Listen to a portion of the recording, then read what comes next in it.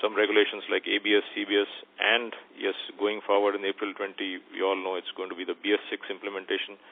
So a lot of uncertainty, volatility in the market, which is clearly, impacting in terms of lower growth rate and very, I must say, very depressed sentiment as of now in the market. So, however, what we feel, again, as Gabriel and as the industry as well, is things should start looking up from July onwards. Of course, we have the election results 1 week from now, and the festive season typically kicks in from July. So we are sure that things should start looking up from July or latest August onwards, and this would go on well into the end of the calendar year. The last quarter of the fiscal year, which is Jan, Feb, March, will again be a little uncertain, mainly on account of the BS6 pre-buying effect, which will mainly happen by the end of December or maybe up to January. So yes, it's going to be a story this year of very volatile cycles, and we should manage that well. So at the company level, we have actually worked our plan to ensure that we manage these cycles, this in volatility. Well, that is going to be the key to success this year. So as regards projections, if I have to share in terms of the market, PV, we have seen the worst month in April where the market was down by 17%, even in two-wheelers. Even in commercial vehicles, actually, it's almost the same figure, 17% drop. The Q3 growth rate for the country also has been the lowest in, I think, last 5 quarters. The drop in passenger car segment has been the lowest in, I think, almost 8 years. So, yes, it certainly looks like the PV growth will be muted this year. We had originally had, much different plans when we worked out on our strategy, but now we are clearly looking at a very muted growth of roughly 3 to 5%, and CV also in the range of 10%. Two-wheelers, we are expecting that to grow in the range of 5 to 7%. So this is what is our outlook. However, having said that, as I mentioned earlier, the first quarter is again going to be a challenge. However, we have taken some actions based on the severe pressure on the last quarter. We have already done several measures on cost reduction, including running the plants in stopping one shift entirely so that we save on power and manpower both. So those actions have been done really well, and of course, cost control is the flavor of the day. So this is what is the brief that I would want to share with all of you. We still feel that this is good. I think we have seen many good cycles over the past several quarters. So yes, this is a temporary blip. We are all sure that as the country and the industry, the long-term story still remains intact. We still remain the most promising economy in the world. Whatever we say, even if it's slowed down a bit, we still remain the most promising economy. I think so. We should take note of that and handle the current challenge. So that's what I had to share as the opening. Now I'll get into the presentation. Coming to the slide 3, which is the financial highlights. For the year, we posted good growth, 13.3%, mainly driven by increase in two-wheelers segment and commercial vehicle both. So we posted revenue of 2,076 crores. So again, glad to share that we crossed the milestone of 2,000 crores for the first time. This is a very, very important milestone for all of us. The EBITDA grew at a lesser pace. Our EBITDA actually dropped from the levels of 9.2 that we were doing to 8.6 for the year, and for the quarter the EBITDA drop was even more pronounced. So similar impact, of course, on the cascading impact on PBT and PAT. You can see that as well. So in terms of the quarter-on-quarter, which is on slide 4, had still a reasonably good revenue growth, just about 3%, but it was still in keeping in light the industry background. We had a good revenue growth. Yes, there was a mix issue there, so that pulled back the profitability. We had a challenge on EBITDA, which I already shared. Plans for which are already afoot to correct. The main reason for the EBITDA drop being the higher RMC due to the commodity cycle. The commodity cycle has started correcting, but we have still not concluded on some of the negotiations with the customers and hence also the vendors in some cases. So this has gone on for a bit longer, mainly because the sentiment at the customer also is a little challenged currently. So we are taking a bit more time in settling this, but we are almost on the verge of closing most of the settlements, and we should definitely be closing it, all of them, by the end of this first quarter for sure. In fact, I'm quite certain we'll close it, the chunk of it by the end of May itself. And of course, yes, the rupee depreciation did have an impact on our fortunes, certainly.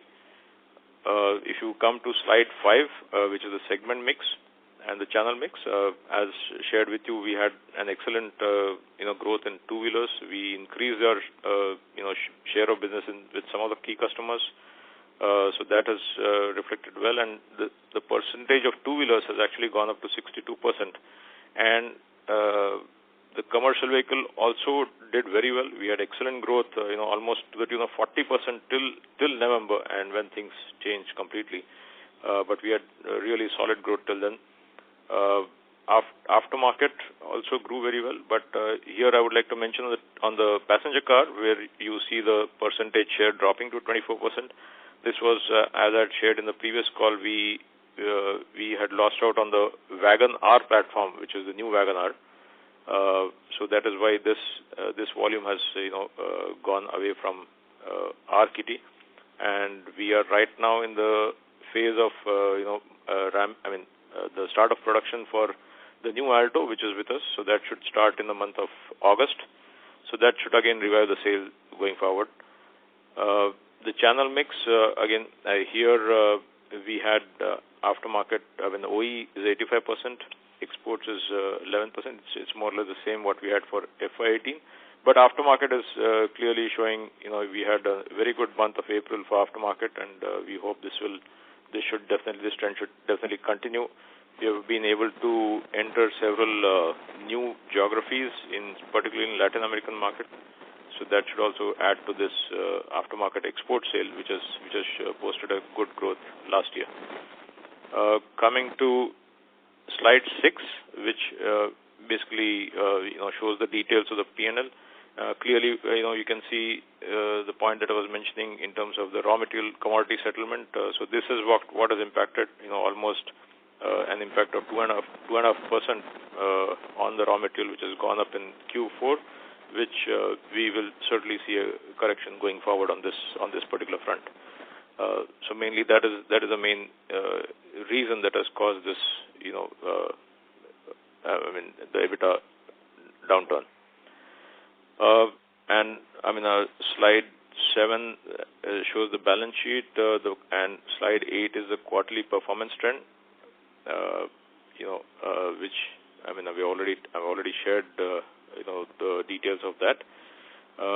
The debt equity ratio remains good, and our ROIC also is pretty healthy at 29.1%.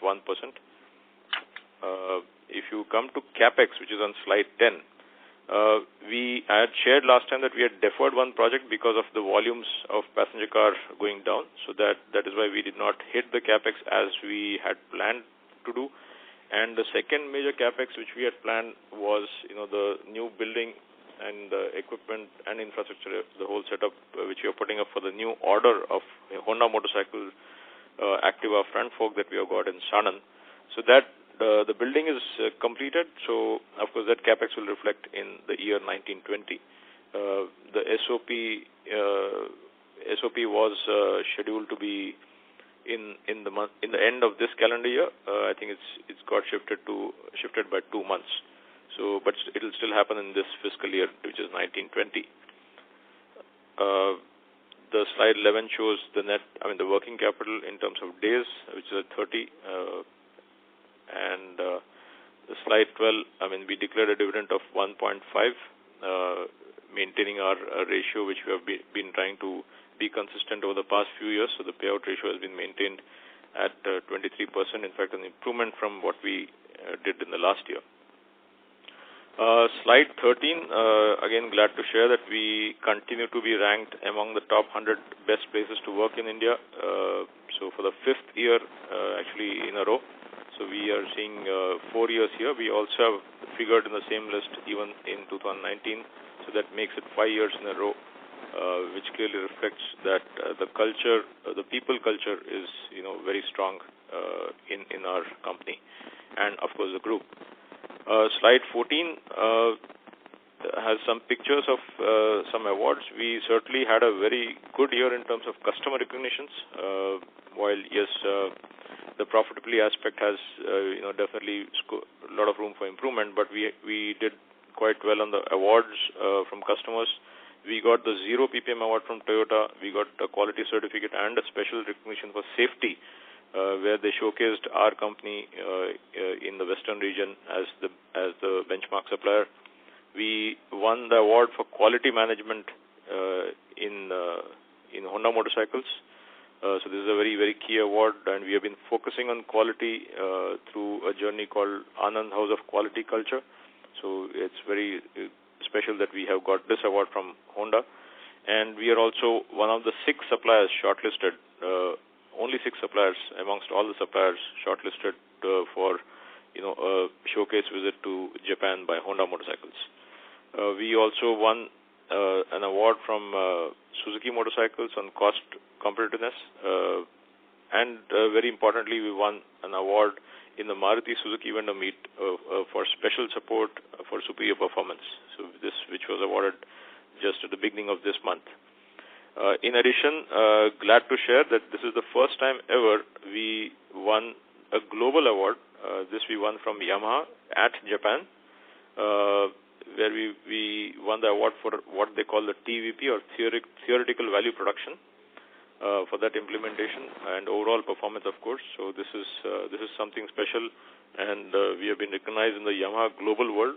That is most important, and several other awards have been coming our way.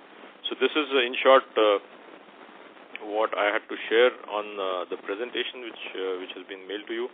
And yes, I think I'll be very keen to listen to your, try to answer your questions and listen to your feedback and any suggestions.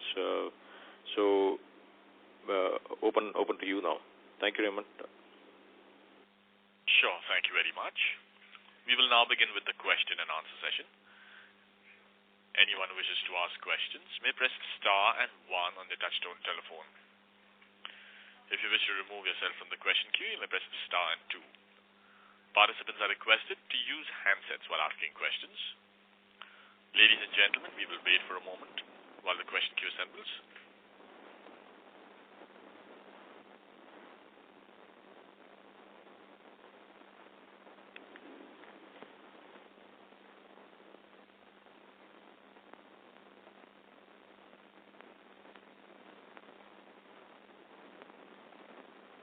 We have the first question from the line of Securities Investment Management Private Limited.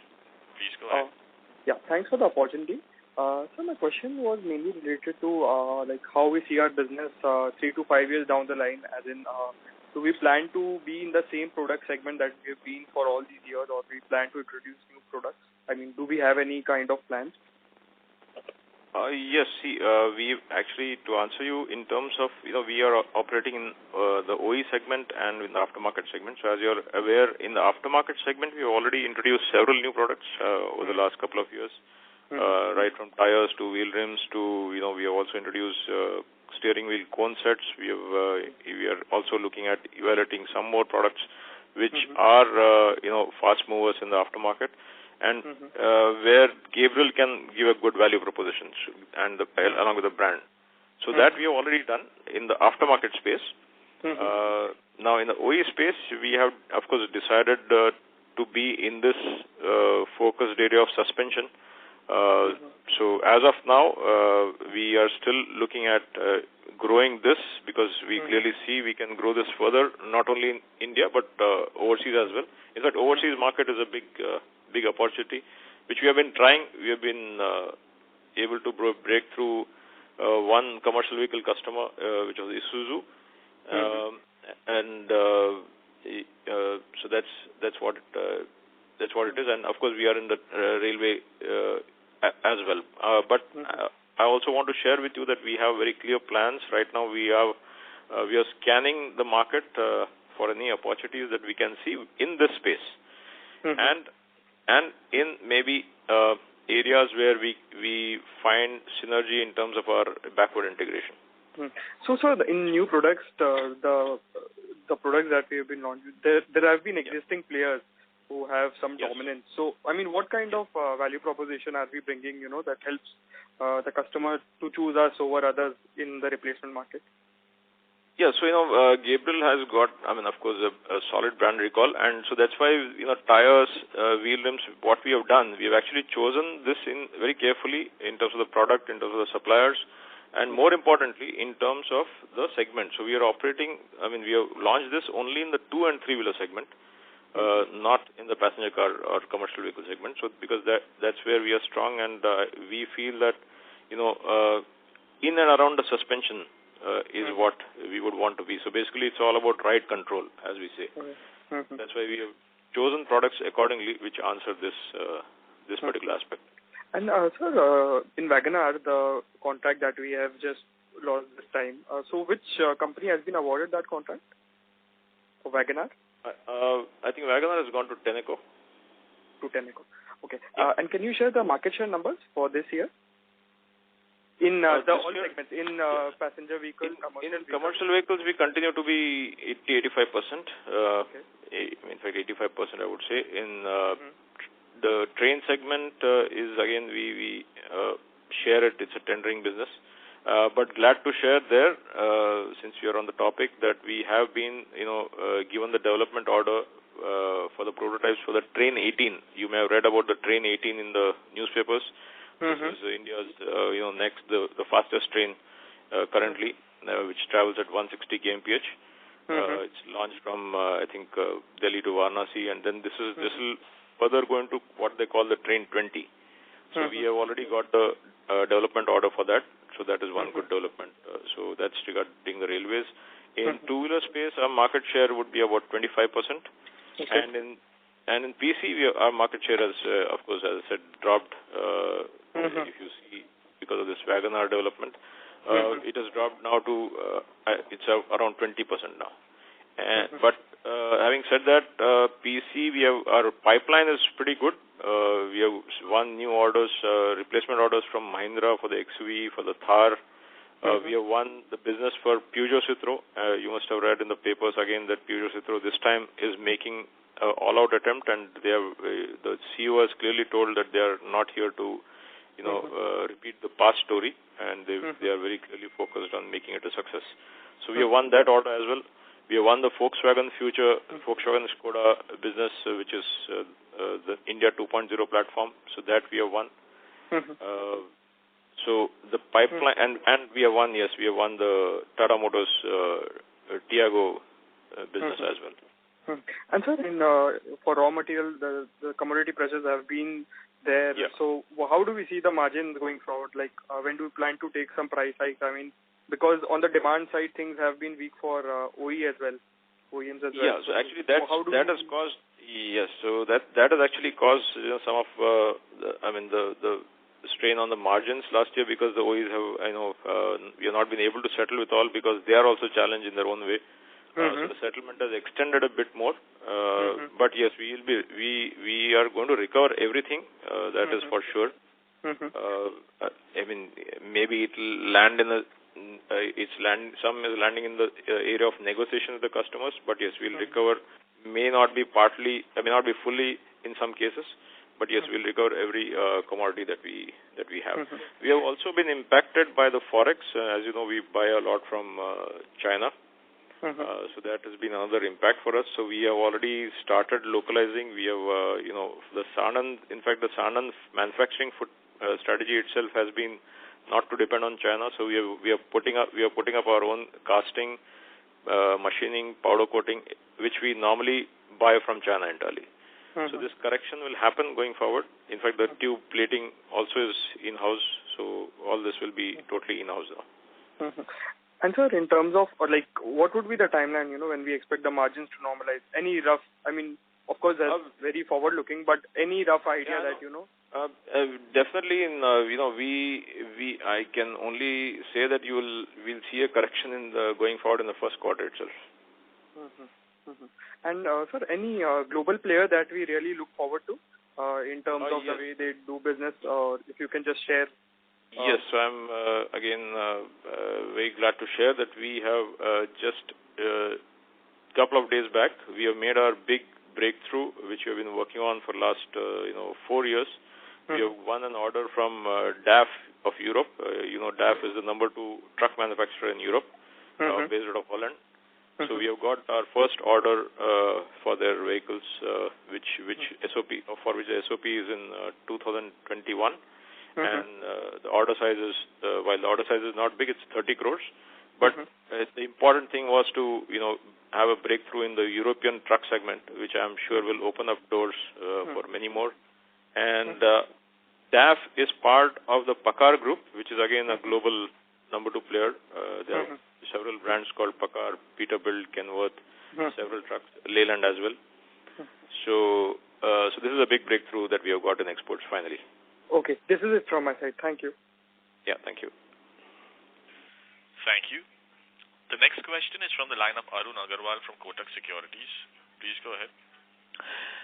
Good afternoon, sir. So my first question is on the revenues for this quarter. If you could just help out, what was the growth in two-wheeler, passenger vehicle, and commercial vehicle revenues in 4Q as compared to fourth quarter last year? In which quarter? So comparing this fourth quarter of FY19 versus fourth quarter FY18, the revenue growth for two-wheelers, passenger vehicles, and commercial. Okay. I don't have the segment-wise revenue growth right now, but I can only tell you that two-wheeler growth was quite good. If you see at the full year, the entire year, our revenue growth in the passenger car was, of course, negative. But if you see at the growth in commercial vehicles as well as in two-wheelers and three-wheelers, we have been ahead of the industry. So that is what we have in terms of figures. If you could give me a moment, I'll even share with you the figures. So the industry for the year grew by,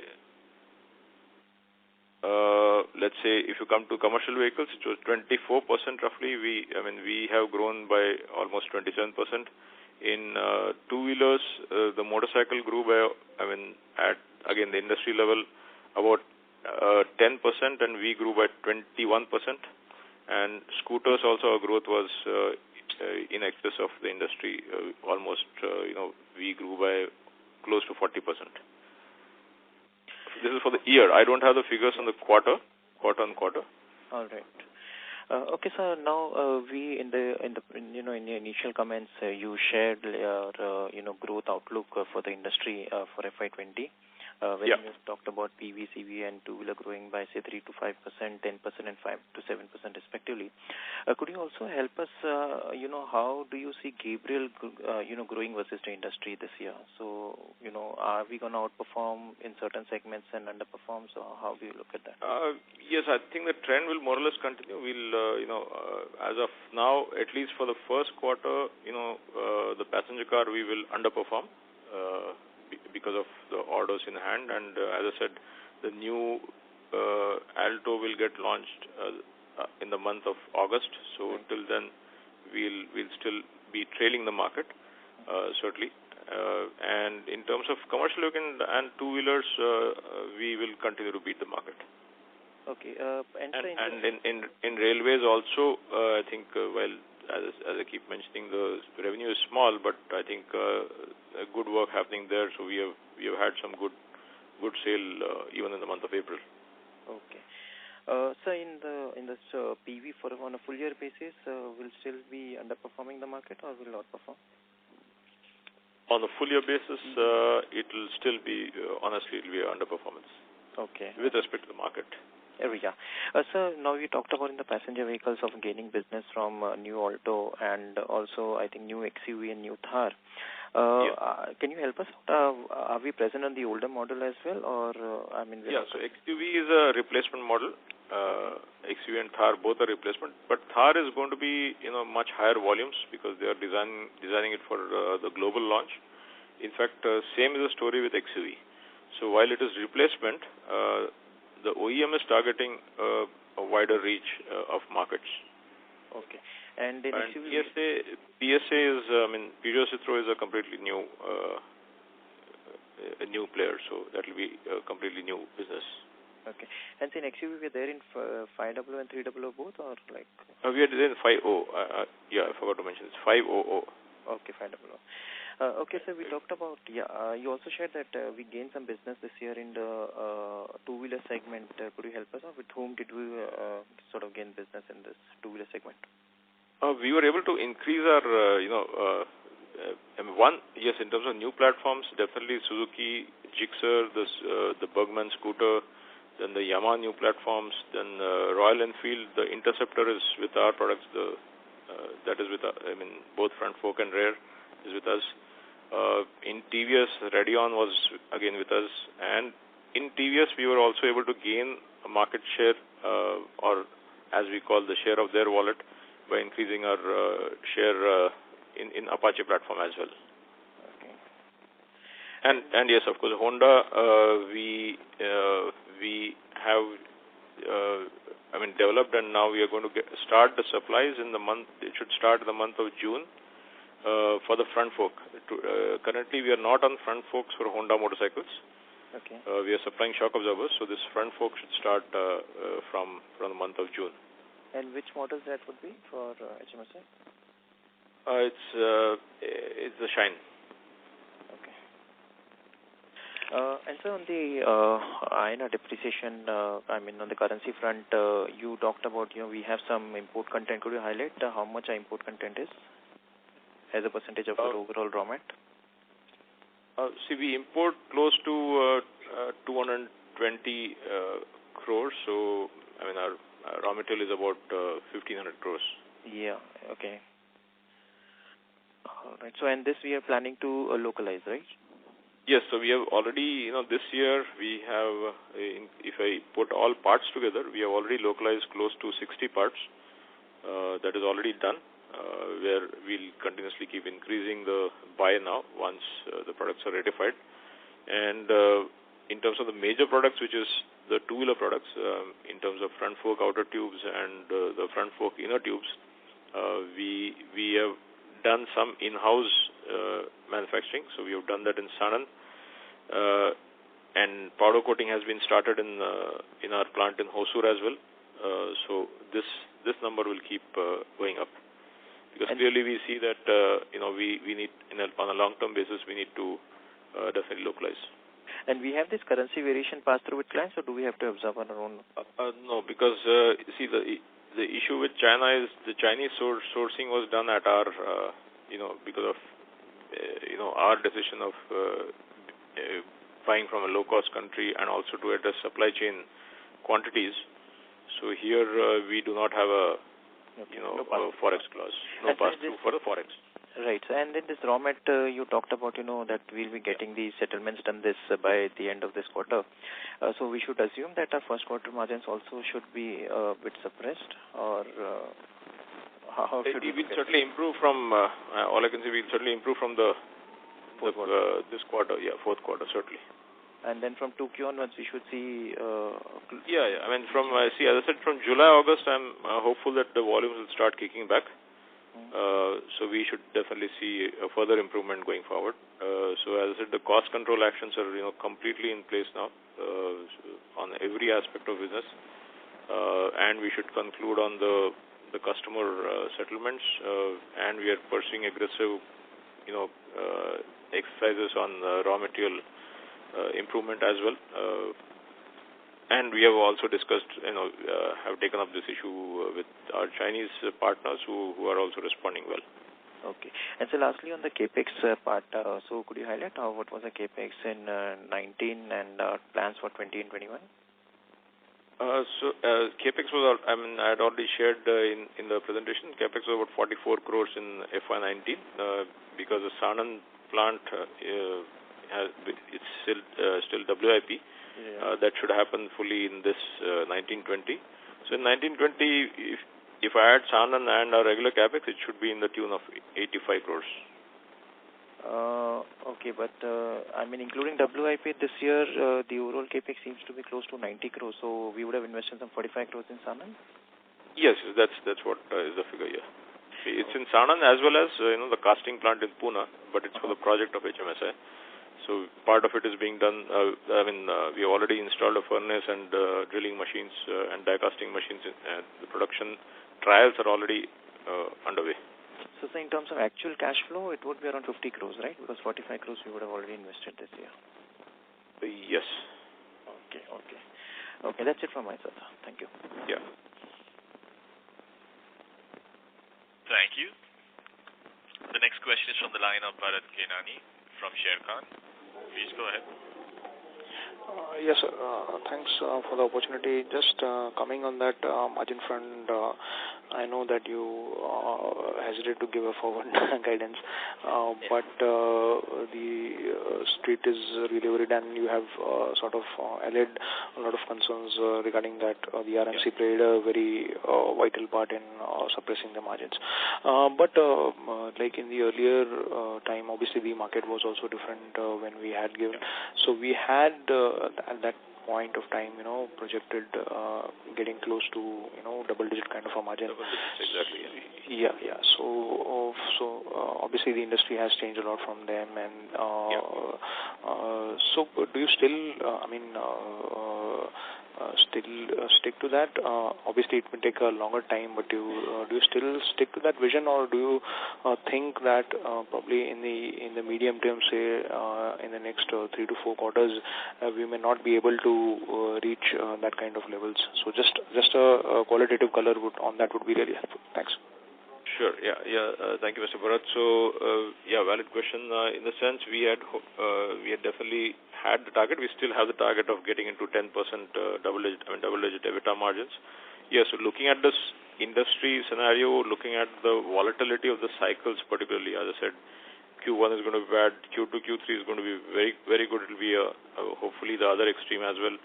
Again, Q4 is a question mark, so I need also to be real that yes, we may not hit the 10% this year, but as mentioned, certainly we'll look at improvement in from the fourth quarter. Definitely we'll see an improvement in the EBITDA margins. So just coming on again, as you pointed out, it's really very volatile. So FY20 we may better the margins of FY19, if you can give some color on that, because FY19 we were at 8.6. So yes, that's the plan. Yes. Okay. Thanks and all the best. Yeah. Thank you. Thank you. The next question is from the line of Prabodh DP, who's an individual investor. Please go ahead. Thanks for taking my question.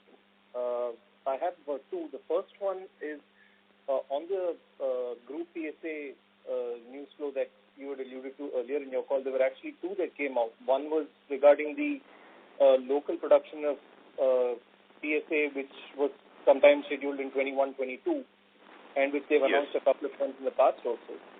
The other bit of news that came there was the fact that they were going to source roughly 15,000 crores worth of components from India over the next 3 to 5 years. My understanding is the bulk of this is going to be in the powertrain, engine and transmission segment. But do we have any line of sight on anything that might relate to the chassis or suspension part? Yes. So, Mr. Pramod, actually, we are on their OE platform, and they had also invited us for discussions on the sourcing what do you call, the low-cost country sourcing, or whatever you may call, which they have very ambitious plans. So we were also called for that meeting. So certainly it could, as said today, I don't have a guarantee. I can only assure you that we have got the OE business, but this is definitely a possibility of getting an order for exports. Understand. And my second question was related to news flow from Endurance. They recently had updated investors on the 40 crore orders they had got for disc brakes from TVS. Now, since they derive a lot of it from cross-selling once they have entered the supply chain of a customer. In terms of future models that TVS has been discussing with you, what proportion would you say of the expected volumes from new models from TVS do you think Gabriel would corner? Is there any risk to the market share or wallet share that we have with TVS?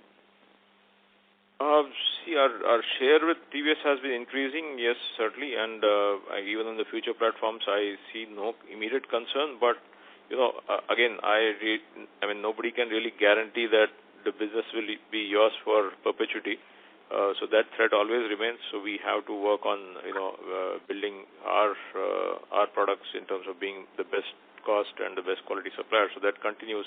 As of now, I don't see a concern. In fact, we have been able to increase our market share for TVS products that they are buying from China. Understood. Yeah. Thank you.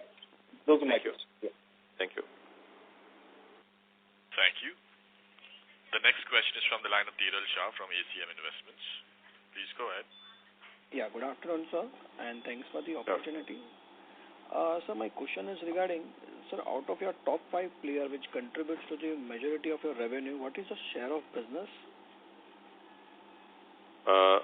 You mean the total? Yes.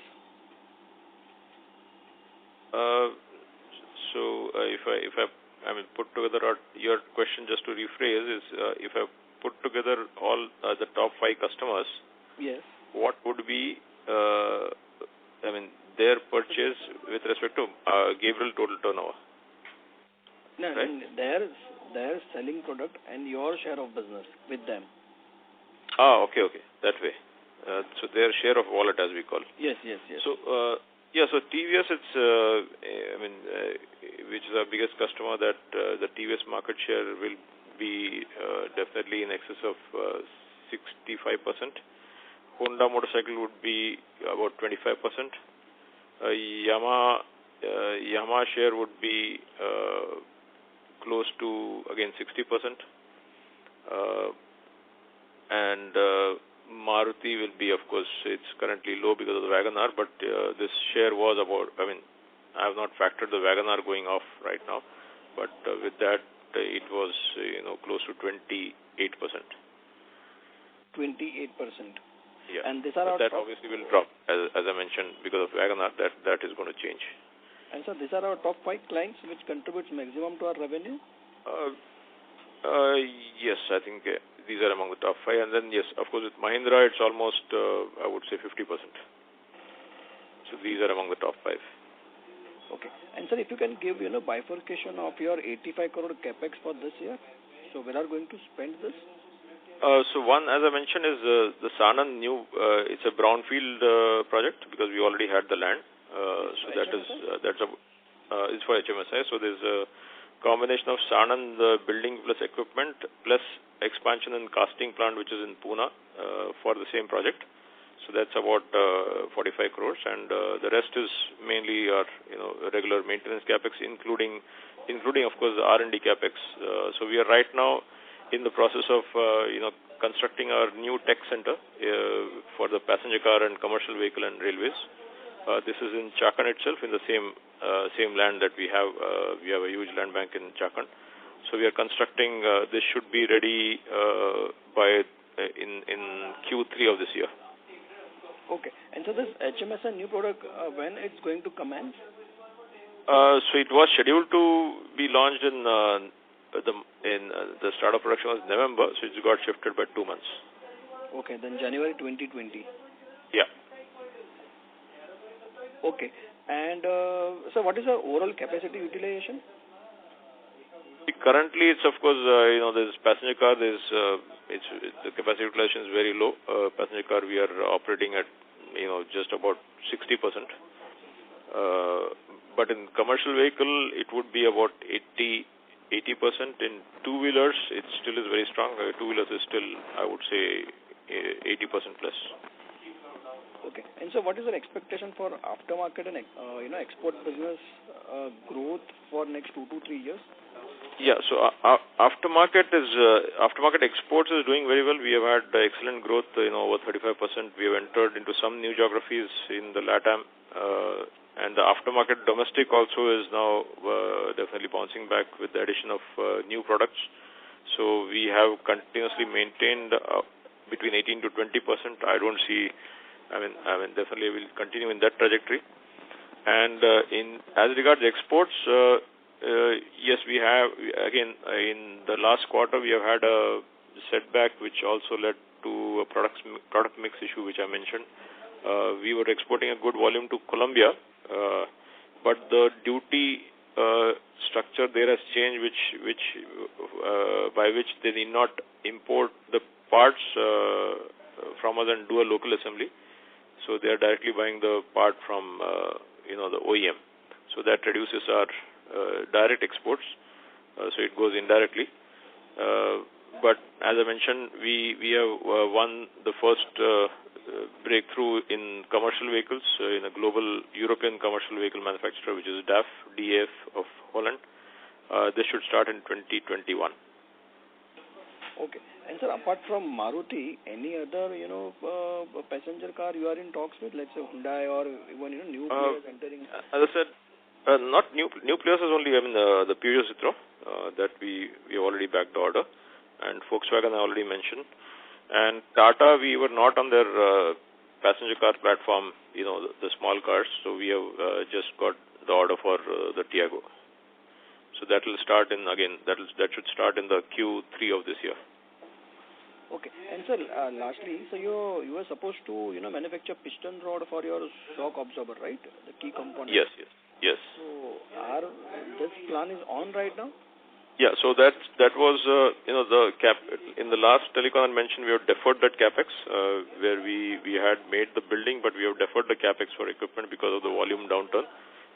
But having said that, we already have piston rod manufacturing, so we manufacture both in Chakan as well as our Gurgaon plant. So both put together, we manufacture, close to 500,000 rods a month, even more than that. So that goes on. This was for additional volumes, but yes, we have deferred it because, of course, cash, we need to conserve cash, so we have deferred it for a couple of years. Okay. And sir, lastly, so looking at your share of business with each of the, OEMs, do you expect, this share of business is going to rise in coming years? Yes. That's what our clear intention is. Clear strategy is as well.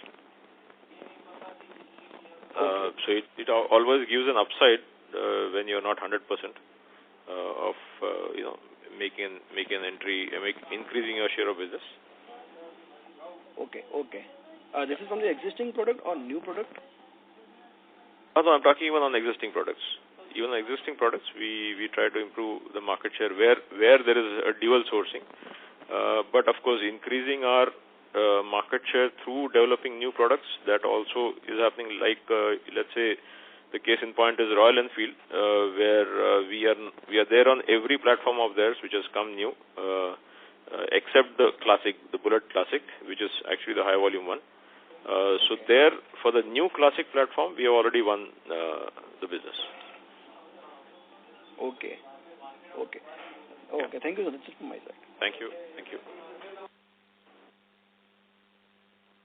you. Before we take the next question, we'd like to inform participants that in order to ensure that the management is able to address questions from all participants in the conference, please limit your questions to 2 per participant. Should you have a follow-up question, we request you to rejoin the queue. The next question is from the line of Maulik Madhu from Stock Pro Advisors. Please go ahead. Yeah. Good afternoon, Mr. Manoj. So just two questions. So the aftermarket, right now the share is around 11% in revenues, and Gabriel has been talking about increasing that share. Is there, do you have a target in terms of, how much you would want this 11% to become? So, yeah, so the target that we had, remains, in terms of exports plus aftermarket, we had defined that we want at least 25% of our revenues coming from, putting together both these channels. Okay. So that still remains the target. While it was, the aftermarket, we clearly can see that growing to at least 14-15%. Exports has been a challenge, but as I mentioned, we have finally got our first good breakthrough in commercial vehicles, which should open up more doors now. Okay. And aftermarket, you mentioned, you've launched a lot of new products, and specifically for the aftermarket. Yes. So going forward also, is that going to be the strategy, basically launching specific products for the aftermarket? I mean, what different, are you going to continue with what you're doing, or what is it that different you'll do so that, you can increase your share in the aftermarket? Yeah, so in aftermarket, clearly it's going to be focused on existing core products, which is around, Shockwave itself, which is our core business. Certainly, addressing the entire vehicle park and keeping on developing new products. Plus, looking at export markets, so that is clearly room for doing more there in terms of exports, and it is growing very well. But in terms of the other strategy, which is the new products, but to be launched alongside the suspension, okay. That strategy continues. As I mentioned, we have already lined up a couple of products for this year launch as well. However, we'll be doing that selectively.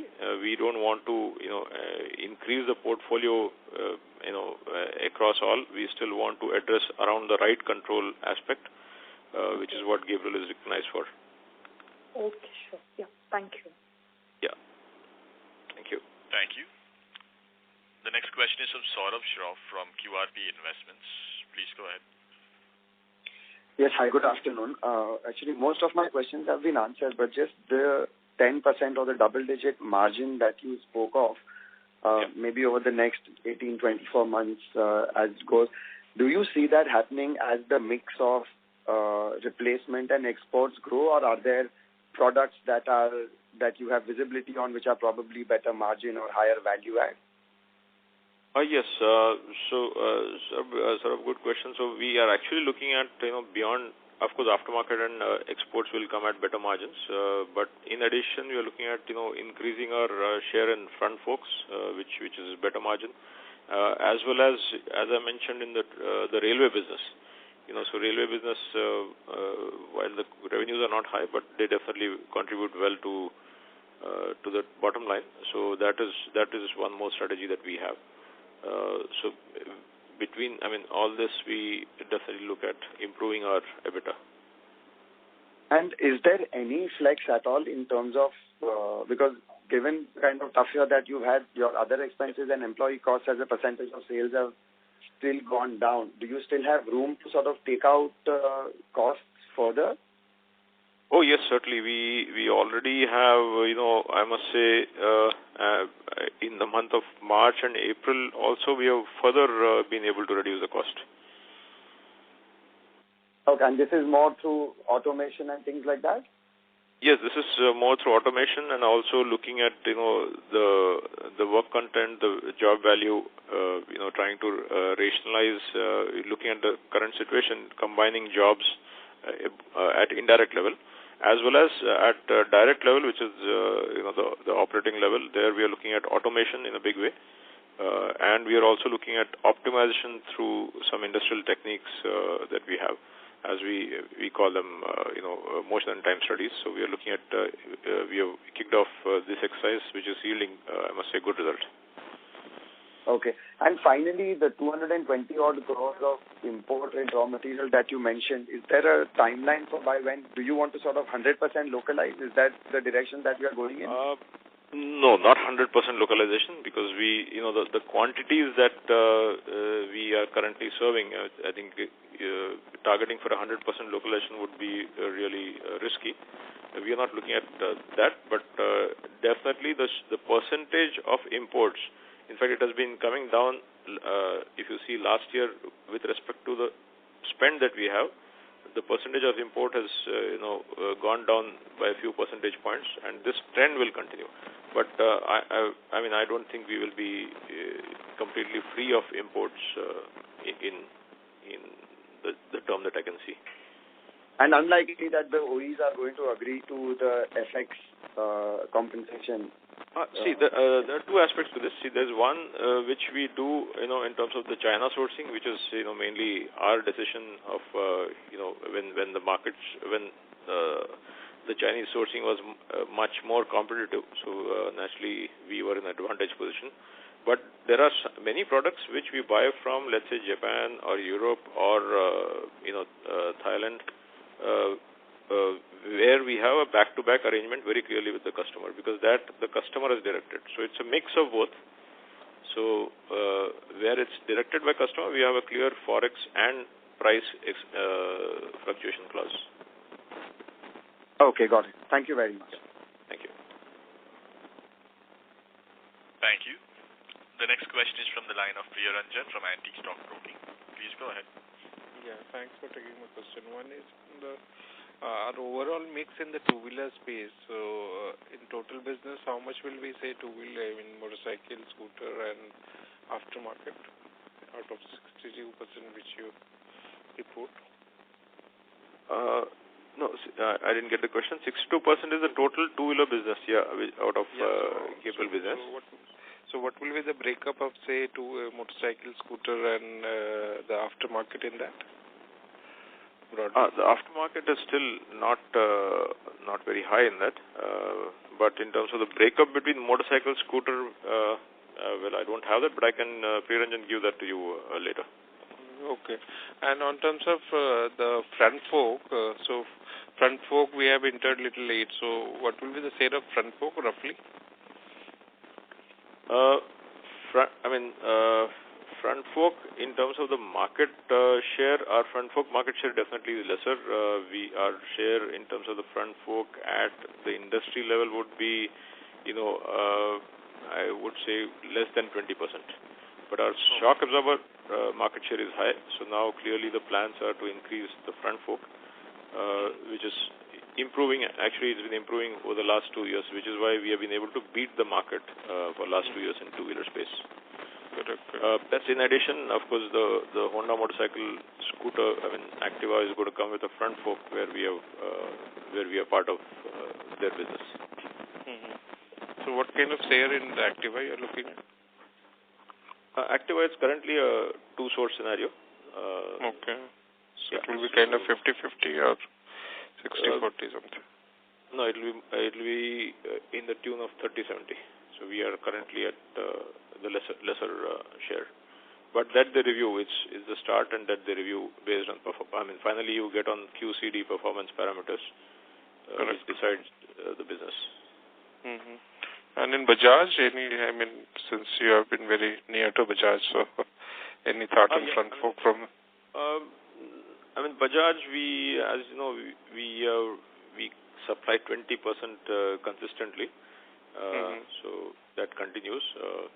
Our relationship and our interaction is very, very healthy, and in fact we are also on their three-wheeler electric platform.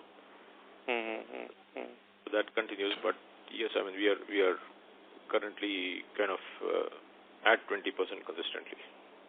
So that includes both front and rear, the suspension, or only suspension? No, that's the total suspension, yeah.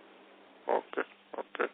And so you just, just to clarify, you just said that in Classic you were not present, so now you have entered in the new platform of Classic, which will probably come in January or so. Correct, that's the J platform, so we are already on that. And even in the current Classic, we got the pilot order, but since the model is changing, so we'll straight away get onto that now. Mm-hmm. So with all this changes, what kind of share you are looking at in-field after all this change? In Enfield? Yeah. See, in Enfield, currently, we are on all the other platforms, the Interceptor, the Himalayan, the Cafe Racer, the Thunderbird. So all the new platforms actually are completely with us. But yeah, their numbers are, compared to the Bullet Classic, their numbers are much lesser. So we, in REM, if you see the total pie, our market share today is not very strong. It's only about in the range of 20%. But certainly with this Classic edition, it can go up easily to, I would say, 30%. Okay. So, I mean, you have this lower share even in Classic, even after the new. Yeah. So, of course, once we get there, then, as I said, the performance matters. So, important is to getting on board. And on the LCV side, I mean, what kind of sense you are getting? I mean, there has been some sharp drop in, say, April production. We are practically, again, in LCV side, we are practically 100%. I think on all talk about Tata, Leyland, Volvo, Eicher, all the big players, we are practically there. So, we mirror the market. That's why, as I said, if you see year to year, the market totally grew by 24%, and we grew by the same 24-25%. The fortunes are directly in line with how the market behaves in commercial vehicles. And in HMSI, I mean, the sign you were at completely zero before in front fork before this new order. Yeah. I mean, we were not on the front fork platform at all. So our first entry into the front fork was through this itself. Yeah. I mean, of course, we got the Activa front fork, but that is, the SOP is still ahead. So, I mean, the Activa order will start, say, probably January, February, or yes, that's right. Okay. Thanks, sir. That's all. Thank you. Thank you. The next question is from the line of Shivam Sarvaya from JHP Securities. Please go ahead. Good afternoon, sir. Thank you for the opportunity. So my question was regarding in context of the 22nd slide. So we mentioned a lot about product innovation, development, product technology. So if you could give some more color on that, and what would be the additional business that we could get out of this and its impact on the margin. And so my second question is on you spoke about the technological center that you're going to be investing in. So sir, if you could give some color on that too. Yeah. So you're talking about the slide of efficiency, sales, and technology innovation? No, sir. Strategic business unit approach. Okay. All right. Yeah. So you've spoken about product innovation, product development, and product technology. Okay. So we just wanted to get some more color in terms of in terms of the product development that you would be doing, and for which particular segments would it be, and within the electric vehicle also. So what is your strategy? Right. So on several aspects. One, the reliability of the product has, the expectations have gone up significantly. The performance the product has to last for a longer warranty period is what we are seeing. So there, the longevity of the product and the durability of the products is very important. So we have increased our testing and validation significantly. We have the best test equipment, I can surely say, that the country has. In terms of testing validation, we are now in the new tech center. We are also building a small test track around our tech center. This is mainly for the noise measurement, because the customers also want a quieter cabin. With electric vehicles, of course, the in-cab noise levels will also get more and more lesser. So this is one important thing that we have to do. We have added the noise measurement, noise signature analysis capabilities. We are adding an NVH lab to improve this aspect. In addition, what is important for EV and also for emission norms actually is that the weight has to be, you have to do light weighting. So we have taken projects in light weighting whereby we are substituting steel with aluminum, or in fact with plastic.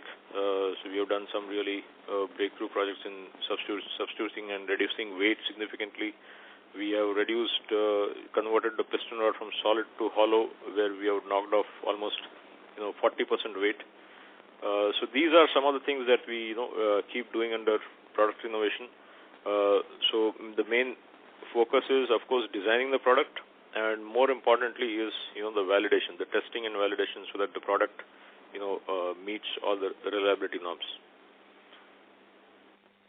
And lastly, yes, we are working on the electronic suspension, so that is also underway. We have in fact testing the prototypes as well. So this is where by the flick of a switch you can. In fact, we also developed an app on the mobile where if you are in the rear seat, you can even based on the app on your mobile, you can adjust the suspension of your car. Okay. So these things that you've been doing, sir, when do you see it getting monetized, and what would be its effect on the margins? Well, what I spoke right now, except the electronic suspension, I think everything that I spoke about has already been monetized. Okay. Yeah, and the others are on a continuous process. It's a continuous process of improvement. Okay. Okay, so that's it from me. Thank you. Yeah, thank you. Thank you. The next question is from the line of Rakesh Jain from Asit C. Mehta. Please all my questions have been answered. Thank you. Thank you. Sure, we'll move to the next question. The next question is from the line of Mumuksh Mandelsha from MK Global. Yeah, hi, sir.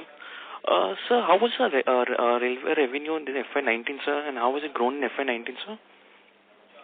Well, again, as I said, we don't share the railway revenue, but our growth has been compared to 17-18. The growth in 18-19 is in excess of, I would say, it's almost 80% growth. Okay. And sir, like next year, how you see the growth for railway, sir? Yeah, it will be, not as high, but we definitely see at least a 25% growth, because, it's a tendering business, so we get the initial order, which is high, and then the tender opens up to all. So that happens, but the fitment in terms of number of shock absorbers per coach has gone up significantly. So you mentioned Alto as a new product for us. Is it all new or it's a replacement product? Which one? Alto. Alto is the replacement product, yeah. Okay. And so you mentioned that you're planning to increase localization. So how do you see the impact on the margin side, sir, for this? Because of increased localization? Yes, definitely we see the margins improving both in terms of the landed cost, because, the duty also has gone up. So one reason why our, of course, EBITDA is less compared to last year as well is, the duty component has gone up by 5%. So one is on the landed basis, it will be more cost competitive, and the second is, we are free of the forex variation, which has hit us quite badly in 18-19. So on manufacturing side would be similar, right, cost-wise? Manufacturing side, yes, would be. You're talking about the localized components? Yeah.